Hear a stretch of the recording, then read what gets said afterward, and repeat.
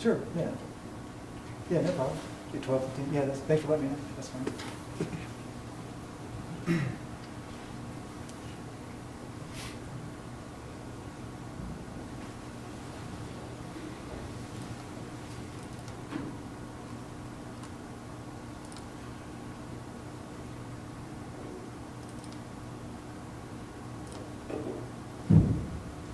Okay. Well, welcome to all of you who have abandoned us and gone online. Just kidding. That's a totally legitimate option. We just feel a little bit more lonely in the classroom today, but that's okay because the internet brings us together. So can you confirm that you can hear me okay? Am I coming through? We can hear you. Good. Okay. All right. Well, as far as announcements, so reading quiz closed last night. Hopefully you were able to get in and get that completed before midnight. I did want to make one note about the reading quizzes, and I have in mind all the 3 classes I teach, so I'm not sure to what extent this would apply to any of you. Although I'm pretty sure at least a couple people might be this might be the case. But I noticed in the reading quizzes when I go to the grade book, there are a number of people who have more than one blank.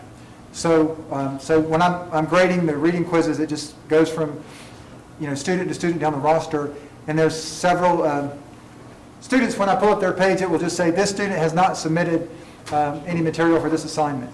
So anyway, if that's you, if you have any reading quizzes you didn't get done before it timed out, communicate with me. Let me know about that. If there's an extenuating circumstance, we can certainly work something out to give you another option to rectify that. I just don't want anybody having some assignments that get thrown to the wayside there. Lucy? I should say Lucy. Any assignments thrown to the wayside as we approach, we're not there yet, but as we do approach the end of the term, we want to make sure we get those taken care of so they don't, the absence of an assignment winds up being a 0. We don't want that. So anyway, just look over your grade book. If you see anything missing, let me know and we'll talk about it. And then your discussion question will be due this Sunday night. And as always, make sure that you try your best to make your initial post before Sunday night so other people have an opportunity to see what you wrote and interact with your remarks. So that's really the main value in the discussion question, of course, is the discussion and being able to interact with others and vice versa on your initial argument. So make sure you get people ample time to do that. All right. So today, admittedly, we're going to have somewhat of a hodgepodge. We're still talking about race. I have some more material that I want to go over, and some of the assigned reading we've not talked about quite yet. I want to go over a few of those. I will be bouncing around a little bit from point to point, so I apologize for the little bit of the disjointedness of it, but I want to make sure we cover a few points before we close out. Doubt that we'll get time to do this today. We may toward the end, but we're going to transition after today to race will be a part of the conversation, but we're going to transition and start talking about politics, and particularly politics and diversity, and this question of how it works to have a society like ours where you have such radically different people, different ethnicities, religious beliefs, backgrounds, heritages, and on and on and on. How do you get that many people from that many different backgrounds with that wide range of beliefs in the same country, living in the same society, shoulder to shoulder, and things to work in such a way that everybody is able to flourish, everybody is able to access all the benefits of the society in the culture? How does that work? And the greater the diversity, the greater the difficulty in that. So we're going to talk about that. That's going to be our next big focus as we go into next week. But like I said, we still have quite a bit to talk about when it comes to racism. Zach, you didn't abandon us to online, right? You didn't abscond out into cyberspace. Okay. I did want to make a remark that I had in mind on Tuesday to talk about, and I didn't quite get there. And that is on this issue of identity. And this is another reason I wanted to bring this up, is because this is the fundamental concern in your discussion question. And this is by no means is this a problem. It's fine if you have not done this, but has anybody not looked at the discussion question yet? You haven't looked at it? That's fine. You're not. You've got plenty of time. You're not past deadline or anything. But so discussion question, just to reiterate, is about this woman, real life situation. Rachel Dolezal is her name, and it's been several years ago, but she was in Spokane, Washington, and she identified as a black woman. And this was her being racially black was a very significant thing, apparently, to her as an individual in terms of component of her identity. She taught courses on African studies at a local college, and she also was a leader in the local chapter of the NAACP, which is the National Association for the Advancement of Colored People. So it's a black rights organization that's been around for quite a long time. So she was a leader in that. Well, I don't remember how this initially came about, but there was a reporter who met her biological parents. And Rachel Dolezal, not black per se, like dark African complexion, but more of a bronze, darker, not really a Caucasian tint to her complexion, I guess. And her hair, didn't seem to be, in terms of biological traits, it didn't seem to be more, I guess the texture and so forth of her hair was something more that's consistent with the African descent physiologically. But anyway, a reporter met her biological parents, and they were both extremely Caucasian. And obviously this was a great curiosity, because she not only identified as black, but she's teaching African studies as a black woman, and she's involved in the NAACP. Well, long story short, this led to more investigation and follow-up, and came to find out that Rachel Dolezal had actually conditioned her body, her hair, and maybe she even, I don't know the details on this part, but even, she made a deliberate effort to make herself look less Caucasian and more black. And she identified, again, she identified very, very adamantly as a black woman. Well, to a great many people, this was seen to be scandalous. And as a result, she left her position at the college. She no longer taught the courses in African studies, and she resigned her position with the NAACP. So she no longer served in the interest of that group in any official capacity. So that being the case, the discussion question asks you, was she wrong? There was actually two parts to the discussion question. One, was she wrong?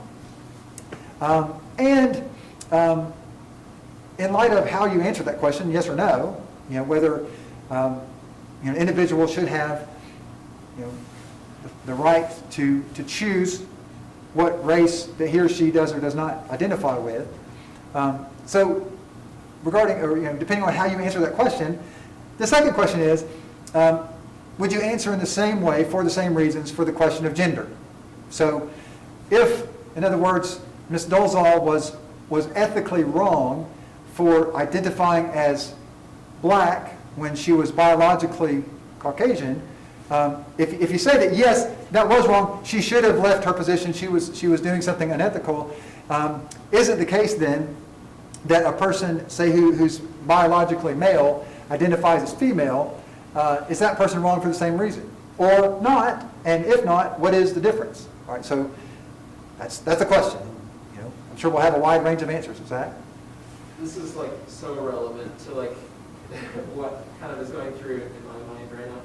I was just having a conversation with someone who I found out was trans, a trans man, and that is something that I am still trying to wrap my mind around. Adding to that the fact that I'm gay, that's something that I still don't know, how to identify with people who are trans, and how I feel about that issue. And so this is very relevant to like my mindset right now. Like, I don't know what to think. And so I think this will be helpful to kind of think through. But yeah, what are your thoughts on that? Yeah, I'm glad that resonates with a lot of what you're thinking about. So this question of identity, I want to put that in your minds to focus on for a little bit. This is the central issue, question that's at the heart of all these issues, of racism, racial injustice, and of human sexuality and gender concerns. Identity, that's what's at the bottom of it all. And this also explains why this is such an emotionally charged, not just issue, but set of issues. Because when we're talking about identity, in fact, I hadn't planned to have this up right now, but let me pull up a PowerPoint here. Let's see, the right one. And here it is. Okay. So, question of identity. When we talk about identity, we're talking about the thing that makes you you. I mean, we're talking about a person's, again, back to the first day of class, a person's ethos as a human being, the constitutional reality of what makes you who you are. Well, obviously, you can't get any deeper or more significant than that when you're talking about another person. Who is that person? What are they? What identifies them? What constitutes their self? Well, if the things that identify a person, right, the things that contribute to the deepest factors of your existence as who you are. In other words, the things by which you identify your very existence. If those things are called into question, well, obviously, that's the most serious kind of questions a person can face. Because you're literally, if somebody feels as if their identity is threatened, then you're literally talking about a fight for your life, for your very existence. Because if, let's say, okay, these are the ways in which people identify themselves, okay? Well, okay, your profession, okay, you're a teacher. Well, no, you're not. Your status as a teacher is not legitimate, so that's no longer there. Okay, you're identified as a dad. Okay, that's an illegitimate category. You shouldn't consider yourself a dad. Okay, well, that's gone. Okay, well, you're identified by, well, no, your religious views are illegitimate, and you shouldn't believe what you believe. Okay, well, that's gone. Okay, sexuality, same thing, that's not legitimate. You're national, okay, don't be a nationalist. Okay, stop talking about being an American. Well, that's gone too. And race, right? Okay, now what do you have left? Who are you if you take all these things away? Now, keep in mind, I'm not making an argument for the legitimacy or illegitimacy of any of these categories, but I'm just trying to illustrate why this is such a powerful and emotionally charged issue, because you're talking about the deepest things that constitute a human being. So, when it comes to, I think by this point, hopefully it's clear that I will say, I don't believe that race per se, that race in and of itself is a legitimate category of one's identity.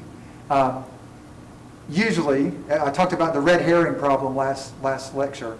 Usually when we talk about race issues or race conflicts or racial injustice or racial categories and identity, what we're really talking about is culture. All right, so that's really the substantive, category there. But this raises a massively important question. In fact, I don't think it's an exaggeration to say that this question is one of, if not the most important question that any person could ever ask. And that is the question, what makes you valuable? You exist as a human being. What gives your existence value? Is it your status as an American? So if America was invaded and taken over by China and there's no such thing as the United States anymore, has your value as an individual diminished now because you can no longer be an American? Zach, you talked about sexual identity. If that is threatened somehow, same question. Does that diminish who you are? Okay. If your identity is based on a relationship, if the person passes away, or if the relationship somehow is irreparably damaged, or whatever it may be,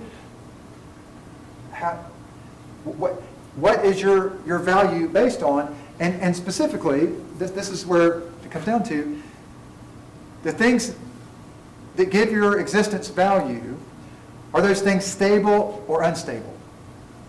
Okay? Because and don't get me wrong, I don't think there's a negative at all about appreciating the fact that we're American, or that let's say Canadians are Canadian. I think that's a healthy thing to appreciate where you're from. Okay, but at the deepest level, that's not stable, because political situations can shift. There can be wars, and governments can collapse, right? So if your identity is, if that's who you are at your deepest level as an American, ultimately that's not stable, right? So you got to be careful about that. Question back there? So this is kind of off, but you said race is not a legitimate, form of identification. So do you think ethnicity should take the place of race? Yes. Because in the last class, someone was like, if you're white, and your skin tone is white, if someone tells them they're white and no one thinks that's ethnicity, I'm not explaining. It's like, your skin tone, Right. Yeah, and that's a great point. I'm glad you brought that up. So I made the point that race. I don't believe that race, in and of itself, right? Just your sheer biology. Okay. I don't think that's a legitimate thing to identify yourself with. And usually, when we talk about race, what we really mean is culture or ethnicity. And ethnicity sometimes can be a slippery word, because, or one that's hard to define, because I think generally when people talk about, I'll give you an example. I think most of the time what we really mean with ethnicity is more that's like a synonym for culture. Okay, if you're ethnically Irish, well that means certain things, that you would have an Irish heritage, and there's certain things about Irish culture that you would appreciate. But I used to teach at a charter school for performing arts, and they had a dance troupe that students went there to, along with their academics, they worked on high level dance work. And I remember the lady who was the head instructor there, she said, she was talking to the group of students who were dancers, and she says, I just want you guys to know how the business works when you have people who are recruiting dancers for a theater program or a music video or whatever. She says, the way it's going to work is that director is going to say, I want a white, an Asian, and an ethnic. Well, in that context, ethnic just means like a brown or black person, right? Or somebody that looks like they're not white European, which is a very, very broad category. I mean, that's a lot of different people, okay? So that's what I'm saying. Sometimes that word ethnic can be kind of hard to define, but in the sense that ethnic means a culture and a heritage, that means something. I mean, that's significant, right? If you're from, Mali in West Africa, then there's a history of Mali, there's a culture there's language and so forth, and ethnically you're West African, so maybe there's even, I'm assuming, some distinctives about being from that part of the continent, right? Even if you're in a different country. So the ethnicity, I think, means something more, and I would tend to think of, like I said, ethnic and culture is pretty much the same kind of thing. Another way to clarify, maybe this speaks to what you're saying. Let's say if you take 3 people, all right, 3 males, and they're all racially, biologically, they're all black African. So they look very, very similar in terms of their race, and you can't tell any difference in that respect. But one, let's say, was born and raised in the Bronx, New York, or inner city, New York City. One was born and raised in a small rural town in Mississippi. And one was born and raised in, let's say, Mali, in West Africa. And let's assume the person from Mali speaks English, okay? So, because I think that's a French-speaking country. But anyway, get those 3 in a room together, you're going to see some pretty radical differences. Not necessarily, contention or violence, but they're going to talk differently. Even the 2 guys from America, from the Bronx and from Mississippi, they're going to sometimes kind of look at each other funny, like, what did you say? What? just because the dialect and just the general means of communication. You know, when the guy from Mississippi talks about, you know, having New Year's dinner and they put the dime in the pot of black-eyed peas, the guy from the Bronx is not going to know what he's talking about, right? So I grew up doing that every New Year's in the South, but you see what I'm saying? And they're all racially exactly the same, right? But it's ethnicity, it's culture. African, urban, inner city, rural, southern. These are differences that really, you know, truly do shape people's identity. But just to say that, I mean, to say that, you know, if you said that race itself is significant in identity, that would be no different than me saying, you know, if somebody says, you know, Mike, who are you? I say, I'm somebody with brown hair. What? Yeah, that's true. I mean, I am, but what does that mean? It doesn't really have any meaning, right? So it says, I'm somebody with dark skin. Okay, but now to say I'm African or I'm Southern or something, and now you're getting something that actually has some substance to it, right? So does that clarify that at all? Okay. Okay. I mean, tell me if there's something I'm missing there, but that's all I meant by saying that I don't think race itself, you know, is a legitimate category, right? Zach? Yeah, I think just everything is so arbitrary, and like when you kind of start thinking about it, you're like, what's really real and what really matters, and then you have like, you know, one of those existential crises and stuff. Like, you know, if race isn't, if, you know, like what does it really mean to be human? And if we're putting all our meaning of like what human life is on, you know, our race or ethnicity, I guess. I mean, like, what value does that have in the long run if we're all humans? And so it's like, I don't know, it obviously, like, but those are things that give life meaning, you know, like people can find fulfillment from identifying with a certain group or but it's problematic at the same time. Like, it's fulfilling and problematic. I don't know. Am I making sense? You know, it makes me think of the point I was making about the guy from Costa Rica that I talked about. So, and this, I'm just raising this for, you know, to provoke thought here. Again, that question of stable versus unstable, and if the things on which you identify yourself, the things which constitute your deepest, your deepest identity, if those things are unstable, that's always going to cause a problem. You're always going to live under a threat. So, for example, let's say if I was Hispanic, or I was considered Hispanic in the United States, right?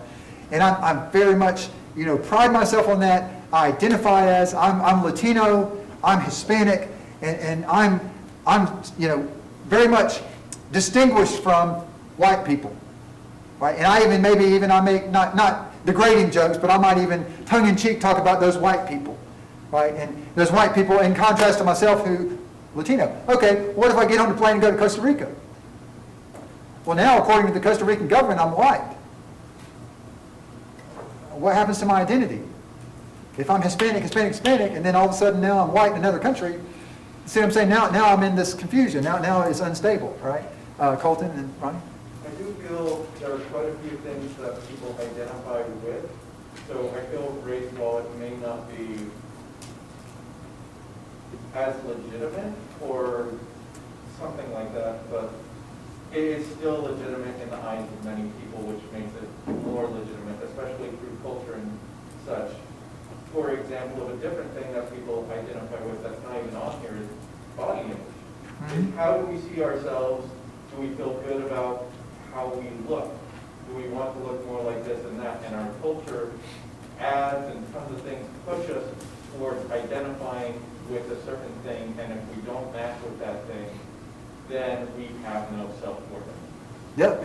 And that can go into how we look, including race. Yeah, absolutely. That's a really crucial one. Did I comment in here? I thought I did early in the semester. I said this to the other class, that Utah in particular, and certainly not the only place, but Utah is distinct with this. And if you've always lived here, maybe you wouldn't recognize it. But the emphasis on body image is a big deal here. And all I mean is, say, drive up and down I-15 from here to Ogden, and you'll see more than one billboard for Botox, cool sculpting, and plastic surgery of different kinds and all this. you don't, I mean, certainly you see that in most places, but it seems to be more concentrated here. So that seems to be an element here that's maybe emphasized. But yeah, massively important point about identity. Do you identify as whatever your body shape is? Right? Is that who you are? Or is that just something about you, like I said, color of hair? Usually on that point, people are pushed in our culture to take that, I think, much more deeply than they should in terms of identity. Brian, is that? I was going to say, I kind of agree with what Colton said back there, but I think that the legitimacy to which we've given race is a pseudo-legitimacy, because how can you attach merit or weight to something that is completely out of your control? Mm-hmm. Like anything that we're born with that's out of our control, how can we attach any merit to that and say one is more valuable than the other when nobody chose that? Whereas things like nationality, religion, relationships, profession, culture, I won't go into sexuality, that a lot of people will debate on that, but those things are things that people choose. They have merit to it because people choose to live that way, and then they can be judged based on that. But race is not something that you can choose. How can we say one is really better than the other? How can we create all these different dichotomies based off of that? Right, and that's a good point in terms of our moral assessment of things. On the flip side, things that, like you said, people choose to identify themselves with. This is something that's always disturbed me about, certainly not all, but a prominent number of like rap artists, rap musicians, gangster rappers. It's like, lyrics being about violence and killing people and, being a thug, being a gangster, turning bodies cold and that kind of thing. I think, okay, that's certainly something people choose to, that's a culture they choose to embrace and identify themselves by. I think, why would you want to identify yourself as somebody who kills people? I mean, as somebody who's a violent murderer? That's just odd. I mean, why would that be the thing that you're drawn to? You want to be known in that way. So certainly there's some things where we think, hey, why would you want to be identified with X, whatever it may be? Is that? Yeah. Kind of So, somebody online, I'm sorry, go ahead. I have a question. Yes. It says ethnic is the same as culture. Yeah, I think so. I think so too. But what is the word to use for the truly thing? Because the point here is not what people think about who you are, but what you think you are. Right. If I know who I am, doesn't matter what people think about me. What is the word we can use for defining who I am? I think self-security or self-worth would be, I think your question points to this concept of insecurity versus security or personal security, and that goes back to my question of, what is our value as individuals based on? Isn't it based on something that's stable or unstable? So for example, if my value as a person, let me just use a religious example. Take God and religion. Okay, if this line in the founding, documents of America, that all people are created equal and endowed by their Creator. Okay, think about the concept that they are endowed by their Creator with inalienable rights. Right? Inalienable rights. That means you have certain rights by virtue of your existence that were given to you by a transcendent Creator, and that those rights cannot be alienated. They can't be severed from you, or they should never be, right?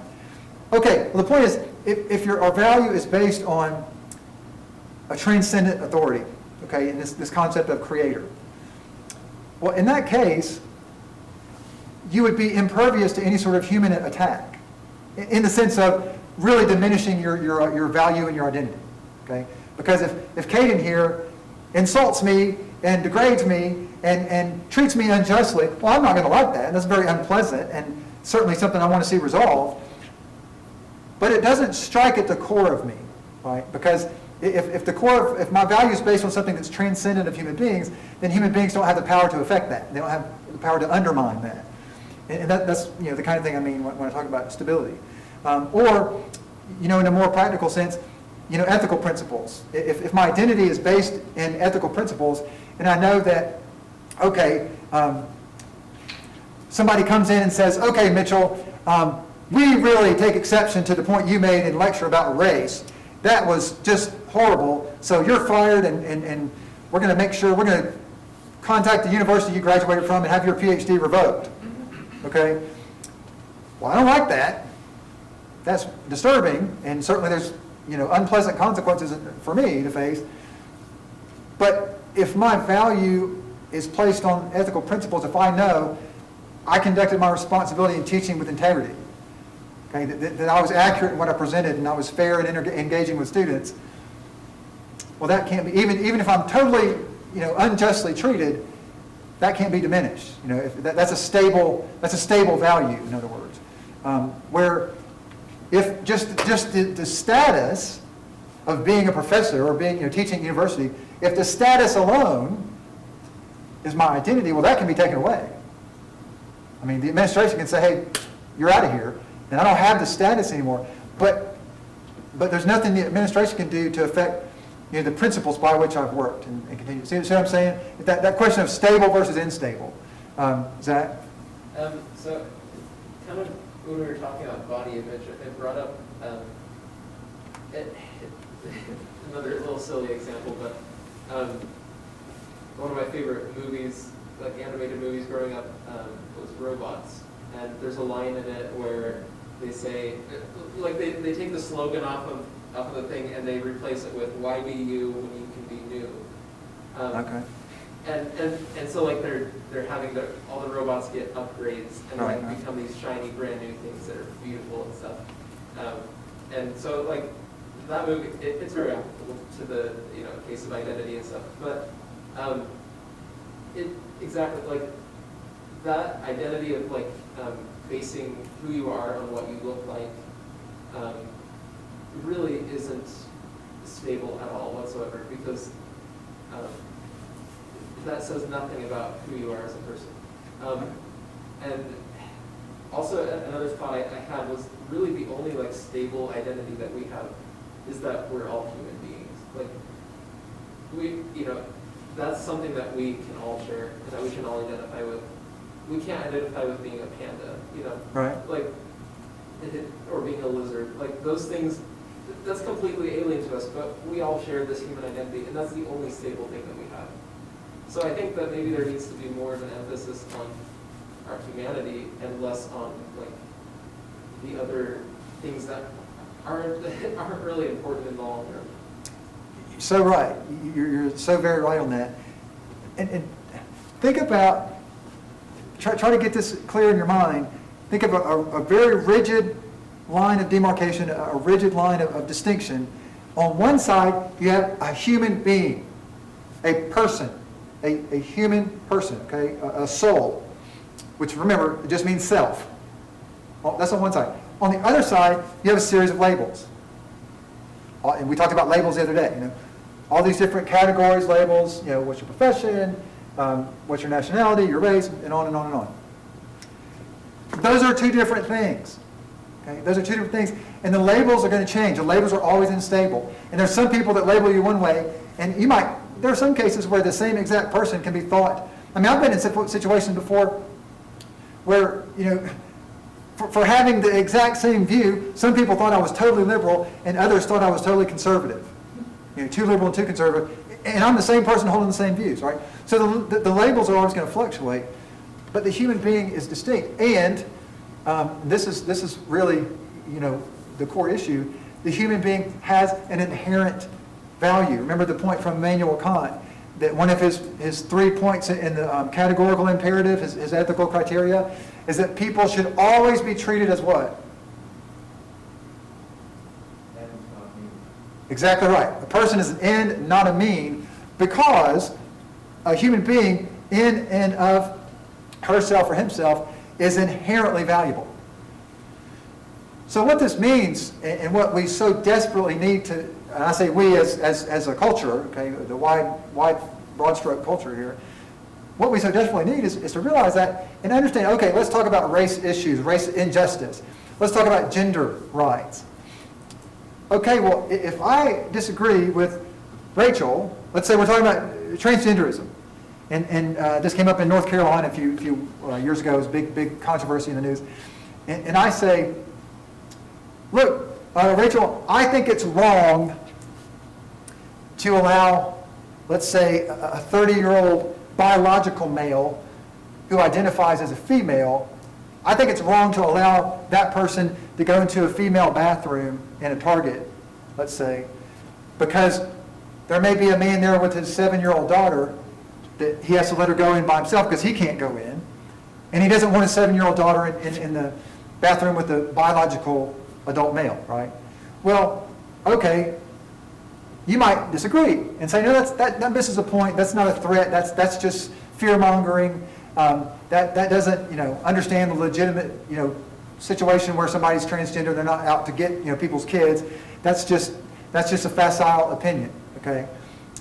Okay, well, we can argue about that. We can go back and forth, or we can flip the tables, whatever. But when we start to say, if I were to say, well, that's just because you're one of those. You're one of those stupid liberals or whatever. Or you're one of those people that has no boundaries or morals or whatsoever. You're just, and I diminish you as a person. Well, now back to that category, there's no person on the one side. There's just the labels. And if I forget, like Zach is saying, that, hey, we're both human beings.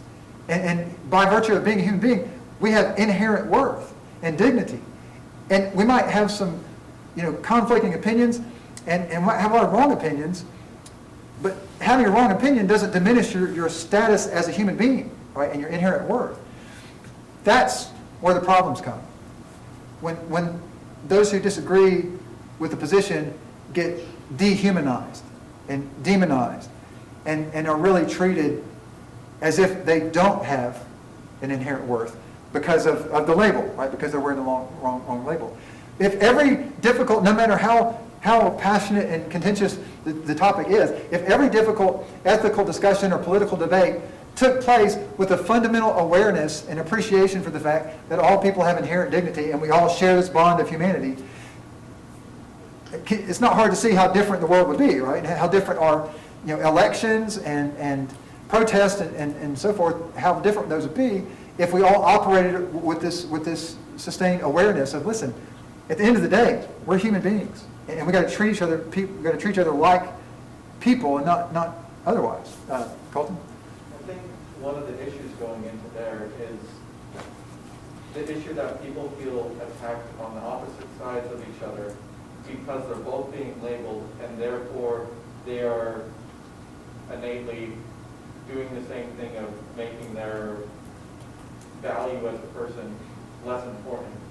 So people were to try and come to the table, a big thing that is important is a level of forgiveness, which I think is very hard to do in the culture that we have right now, because people very much want justice, which is another innate thing within us as human beings. So it's a question, how do we create this environment of forgiveness and justice at the same time? Yes, well said. Creating an environment of forgiveness and justice that are pursued and developed at the same time, executed at the same time. This has come up a lot. There's a conservative commentator, author, Douglas Murray is his name, wrote a book called The Madness of Crowds, which I highly recommend to you. But he focuses on that. He says that's one of the really dangerous problems that we have, is that people will not forgive each other. And like, for example, you might remember the details more than I do, but this is, I don't know, 5-6 months ago, maybe less than that. There was an assistant coach at the University of Utah, football coach, and he was well poised for a significant promotion, and it was denied for something that he had posted on some social media site years ago. Years ago. How many times you hear a story in the news about some celebrity or some prominent official that gets totally just hammered, totally beat down by the media because some Facebook post that they made when they were in high school has surfaced, and they made some slur, some degrading comment. Well, this person might be 40 years old, and they're being called into question for some stupid comment they made on Facebook when they were 16. there's no forgiveness. And what happens, again, with that distinction, the human being here, the labels here, all the weight shifts to the labels. And the labels become this thing of this immutable, almost like a divine entity. And once you're labeled X, that's just what you are. And if you're a racist, you're always a racist, and whatever it may be. But again, that obscures the more important fact of our humanity. Yeah, go ahead. But then it would be like kind of a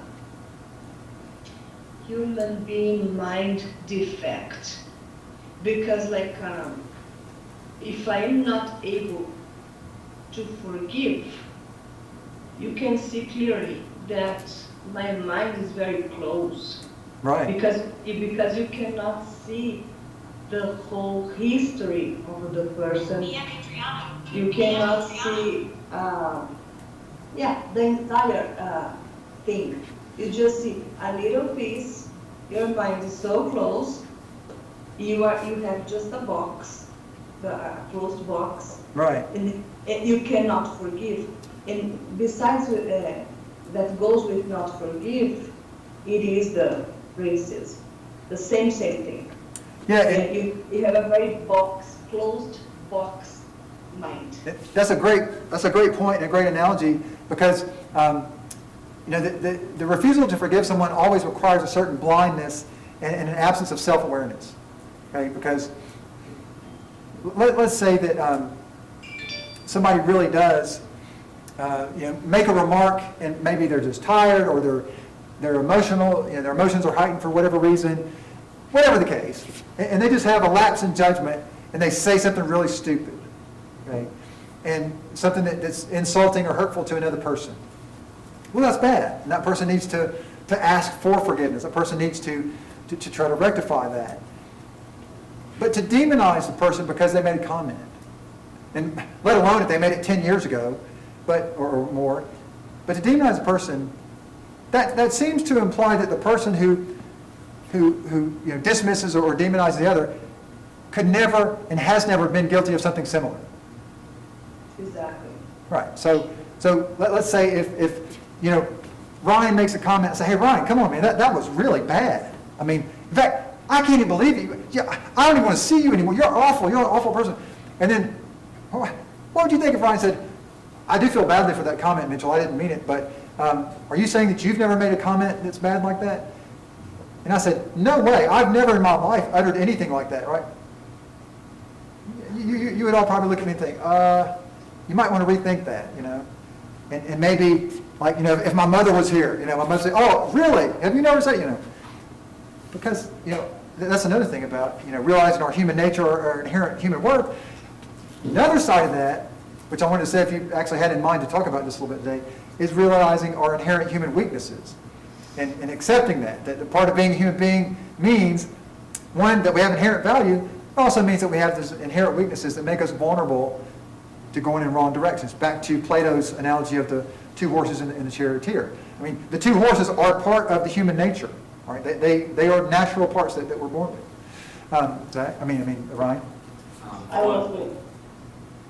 was going to say, following along this principle, it brought me back to the New Testament when Jesus is talking to the Pharisees and the Sadducees, and gives several different parables and talks about taking the mote out of your own eye before looking to that of your brother. And it essentially is teaching them to judge other people with the same degree that they want to be judged themselves. Right. It's it's okay to call people out and call people to repentance if you yourself want to be held to that standard. If you yourself when you make a mistake, you're going to make that change. And in that case, if you're familiar with the New Testament, those people, thought themselves so self-righteous, like in the scenario we just discussed, that they would call anybody for any small imperfection, but saw themselves as completely perfect. Yeah. So that's where we've gotten to right now. But we have to see that it is okay to judge other people and call them out and help them make that change if we ourselves are willing to be looked upon with that same criticism. Subject to the same standard. Yeah, and also, of course, the famous story of the woman caught in adultery, where in the law of the time, in that culture, it was, most people understood it to be within the men, at least, within their rights to execute the woman that was caught in adultery, because that was seen to be, what egregious sin, which is a bad thing. But then they come to stone the woman who'd been caught, and Christ says, okay, you can do that as long as you've never sinned. Right? He who is without sin, let him cast the first stone. Right? Let him be the first one in. And then, of course, they all walk away because they realize they've been had. Okay, I want to make sure I address that point, Zach, you brought up about gender. So I wanted to just comment on that, again, as this relates to identity and again, relates to the discussion question. And actually, we could talk about how this principle applies both to race and gender, but I think the gender seems to be,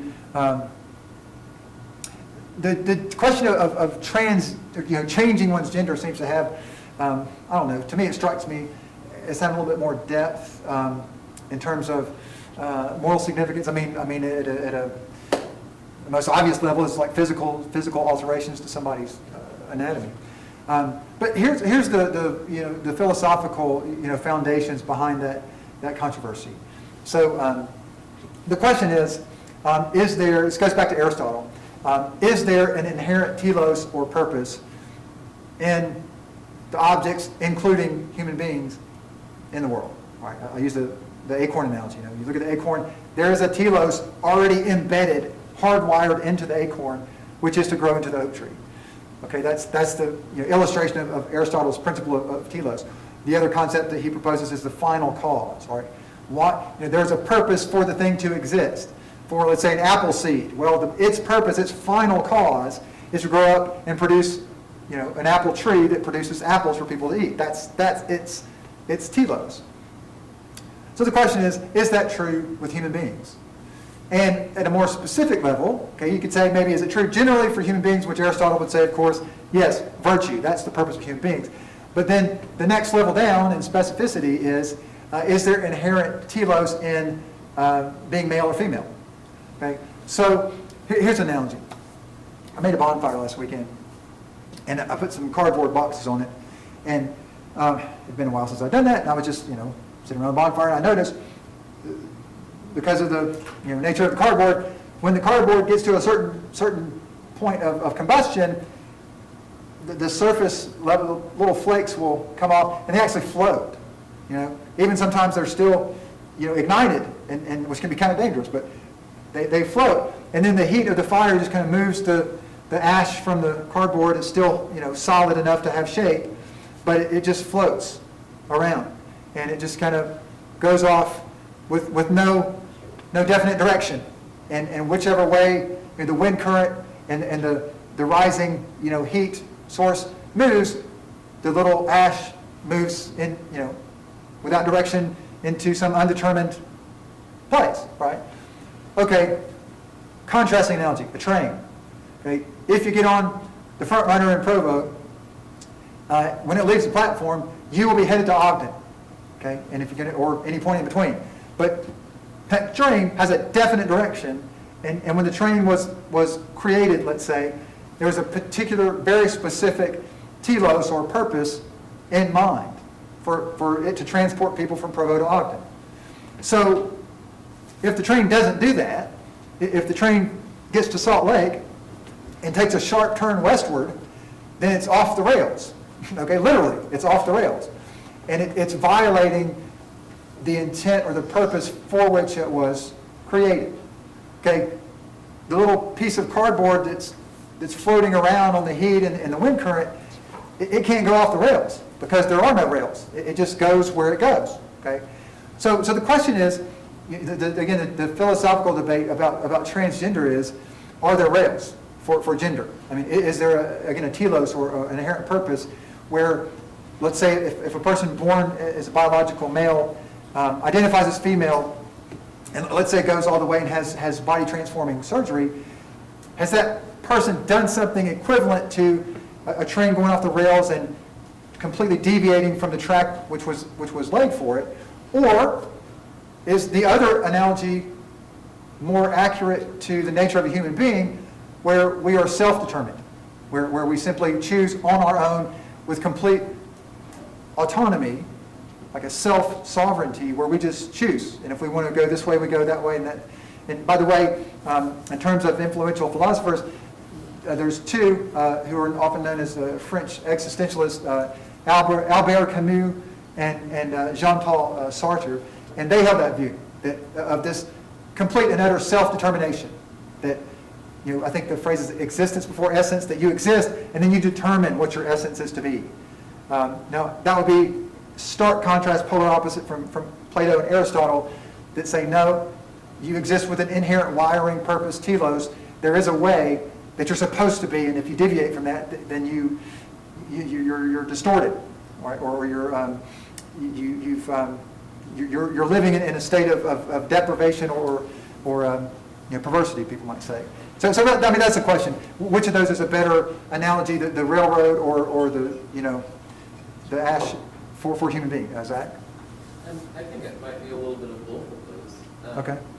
I mean, like I don't know, and like I've shared before, I consider myself agnostic, and so like I don't really know what, in the general terms of things, like if there's a purpose for humans. Right. But I do feel like there is some sort of inherent, good that we seek after.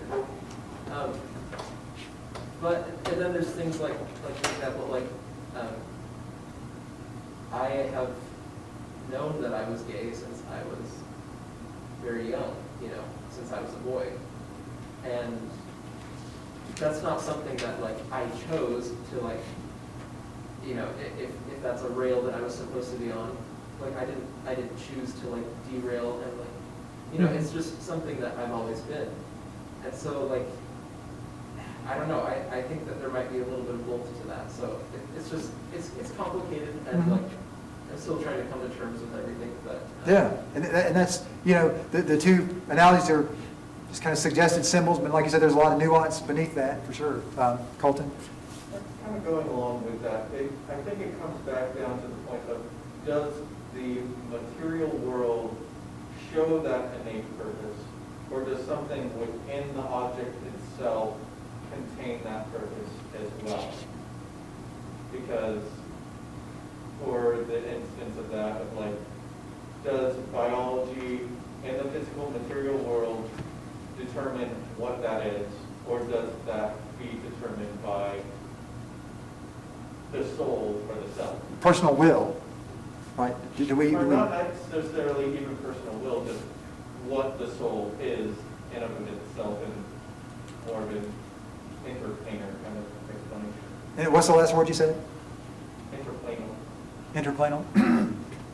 Yeah, that's interesting. How much, back to that remark from G.K. Chesterton about looking at the natural world, the concepts of victory and defeat and nobility and such, those are hard to get from the natural world. Although, another argument would be, you definitely see order. You see order in the natural world. You see, I could talk all day about that. Animals. Yeah, go ahead. I like the railroad thing because it is a complicated thing. Because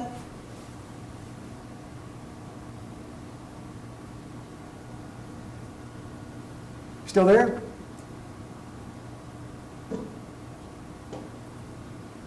can you hear? Okay, there you go. A little technological hiccup there.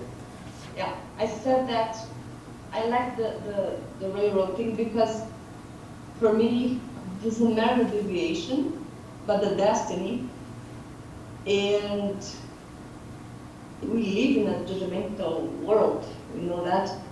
But who was talking? Was Zach? Right. It was Zach. As was Zach said, I didn't choose. And then it is about, okay, I'm going to deviate, but I'm going to get my destiny. And the destination is more important than the predetermined way to go. Because it is a very complicated talk. But I love that analogy. Yeah. Maybe I heard people comment before. It's not so much, where you start or what you start with, but where you wind up is the significant concern there. I wanted to comment too, Zach, on your point about sexuality and that part of identity. just a point of clarification, because I think it's often, not always, but it's often obscured. So when you say, I didn't choose that, right? And all I mean here, the only point I'm making is that just to clarify what, let's say people who hold more traditional religious views, Jewish, Christian, and Muslims would be the same. Let's say before 2000, was that 15, with the Obergefell decision, with the federal approval of same-sex marriage, legal recognition. Was it 15 or 16? I forget. Anyway, around there somewhere. So let's say people who would have voted against that, right, and would oppose that and say that this is not good for our society. The argument is not that, or I'll say it shouldn't be. I mean, if the argument is that people choose it, I think that's pretty evidently false. But for most people, at least, like I said, in those traditional views, the argument is not that people choose their sexual orientation, right? Because I think it's pretty obviously the case that that's something that we are born with. But so it's not, the contention is not about orientation, it's about behavior, right? So and this is oversimplified, I realize. But, and again, I'm not saying, I'm not posing the argument, I'm just saying what it is, because I think sometimes it goes without proper clarification. So the moral category, so the traditional, Jewish, Christian, Muslim would say that, let's say a homosexual person is in, or let's say the moral expectations is precisely the same as a married heterosexual man who's attracted to another woman. Now, that's totally natural. I mean, you could say quite literally that's a physiological thing in many ways. And you could also say very rightly that married man doesn't choose to be attracted to another woman. I mean, that's just something that occurs to him.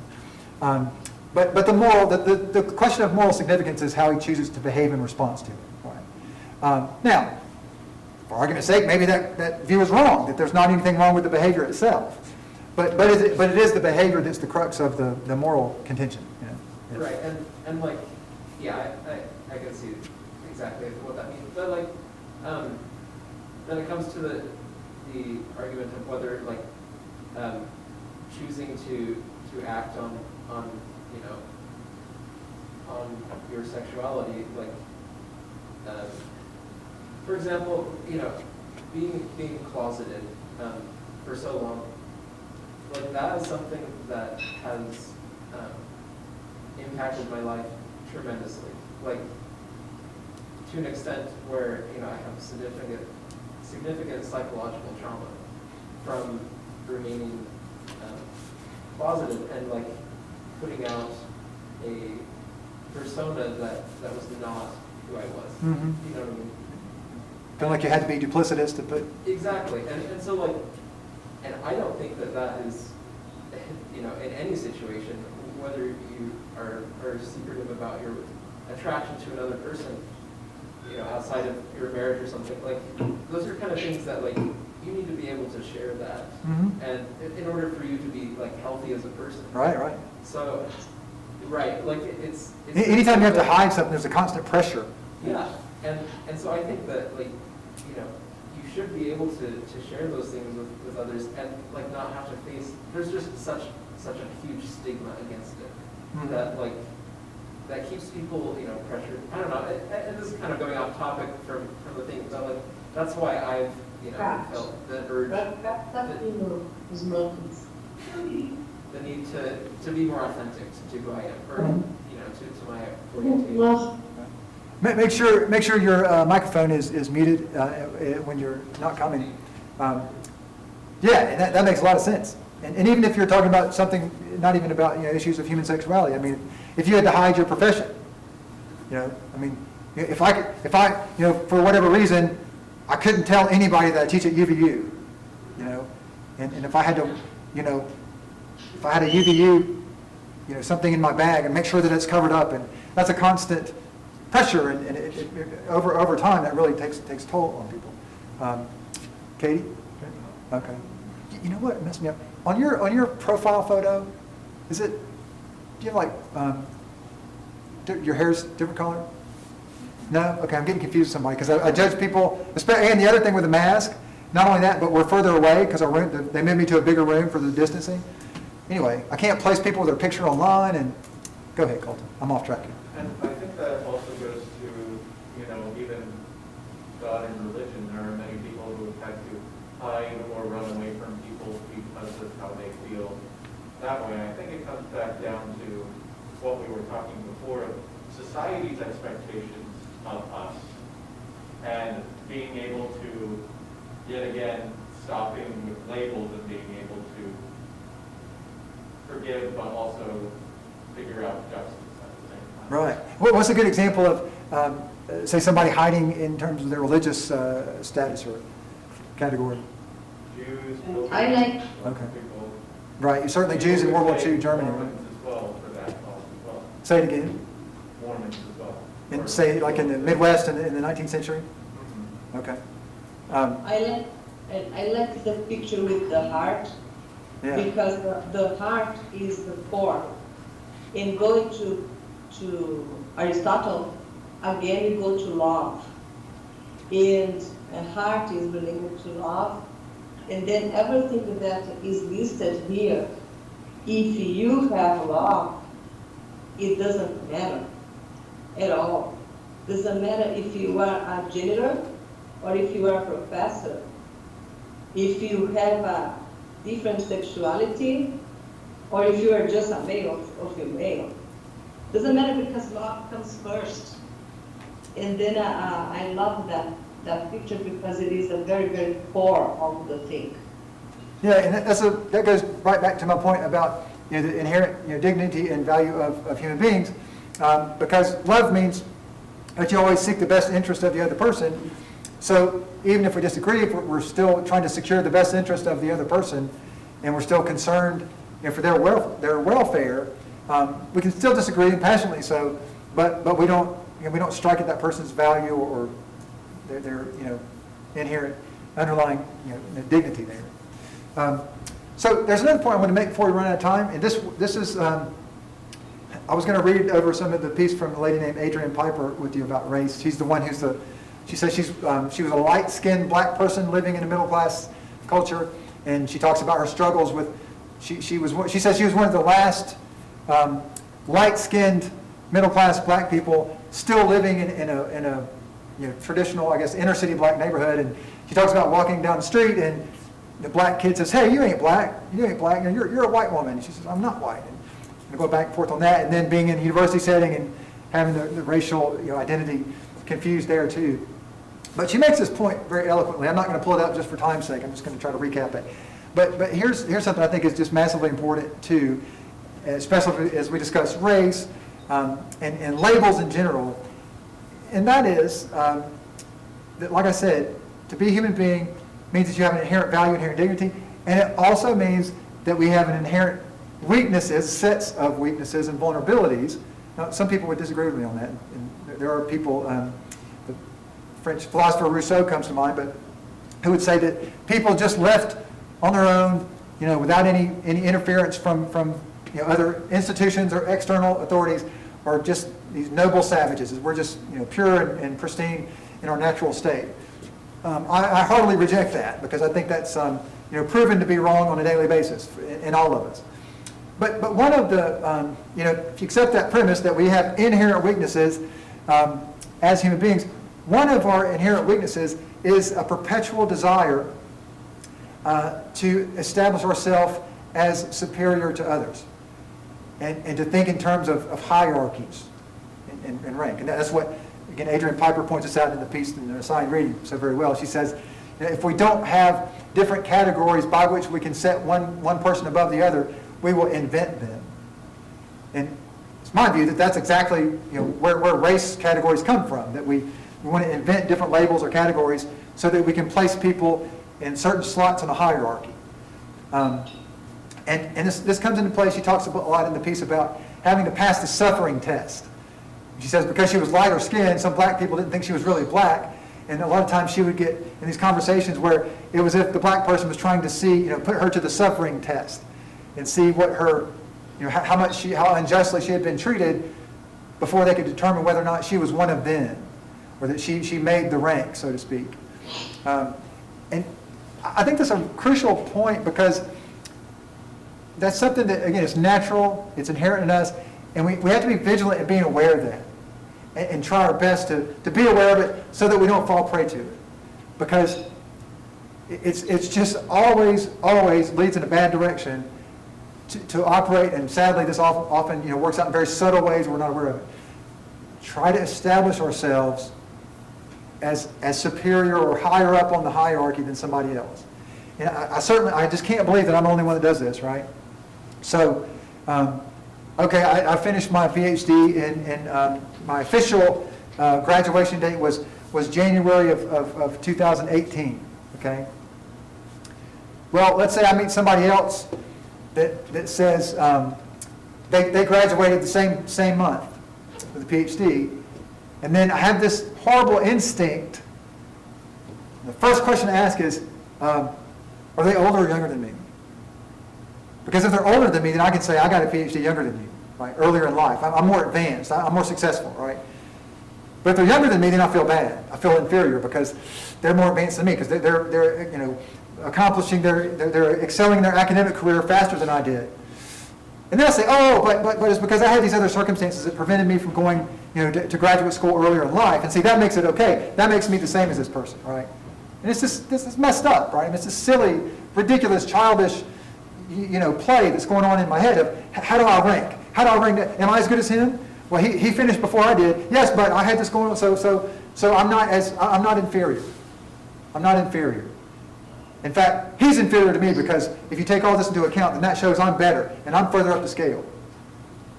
And it's a natural psychological process, and it stems directly from this because, again, if my identity is based in my academic accomplishments or my professional status, that's unstable, and I'm going to constantly be in this mode of trying to secure that and stabilize that and say, no, I really am good. I really am successful. I really do have good credentials.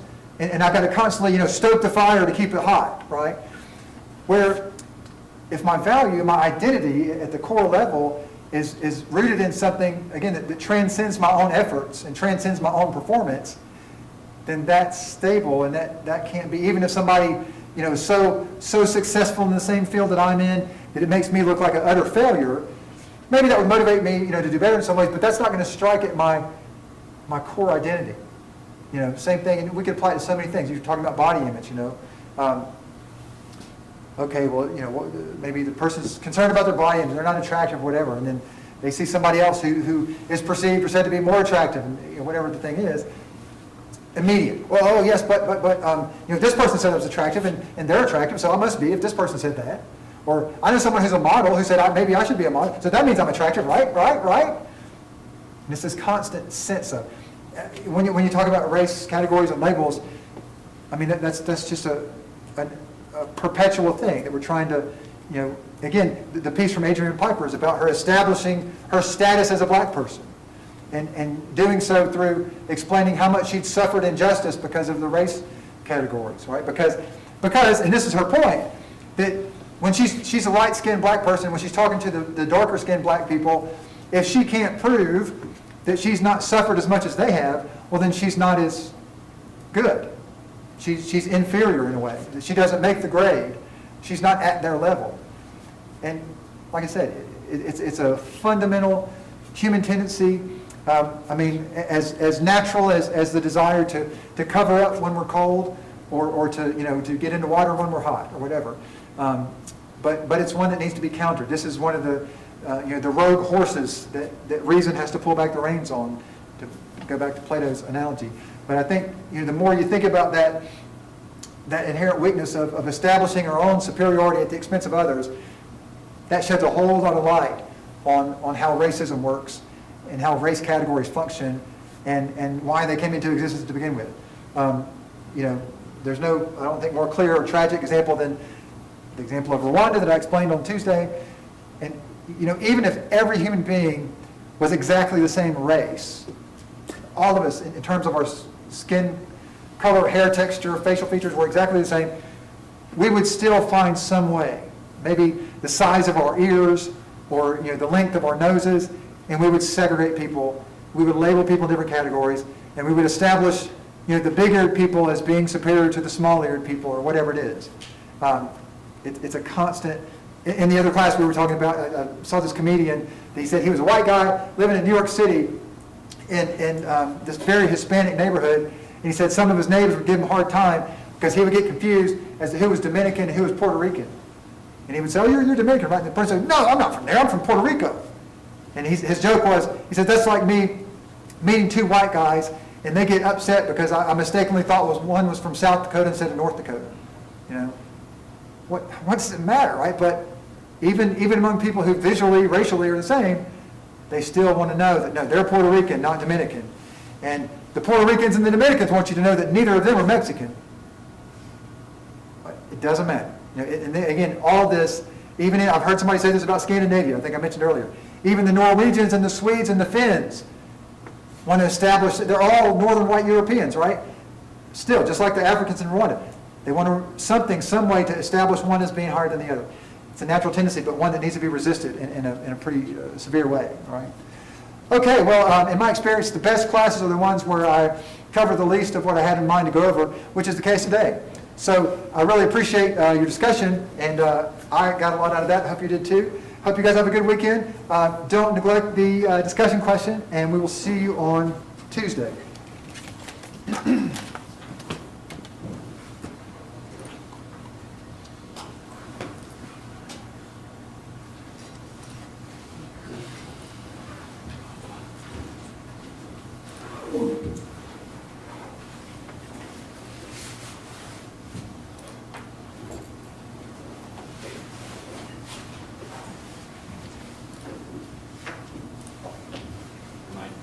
When I was talking about the New Testament, I don't think you would have taken a shot right when I said, familiar at all with the New Testament. I was talking about the rest of the class. I know you're I didn't pay attention. You said familiar. Yeah. Okay, good.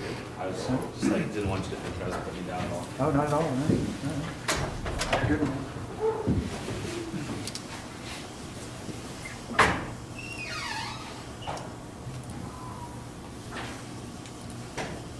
Come back down. I was taking my course. I included a quote from. He's gonna grill me on this and ask me what the biblical citation is, because I included it and I had it in mind, but I didn't include it in my answer for the 6 to 6. What was the quote? For neither is a man without the woman, or the woman without the man. I think it's 1 Corinthians 11:11. Okay. 1 Corinthians. He talks about marriage in a couple places. 1 Corinthians 7, Ephesians 5. Talks about the submission passage in Ephesians 5. I'll have to look. I guess this would just be my answer to question 6, but when I was reading about harmony and beauty, it made me think of harmony and love, and how like those two things, like a marriage between a man and a woman, how they bring out qualities in each other that can't be identified on their own. Yeah.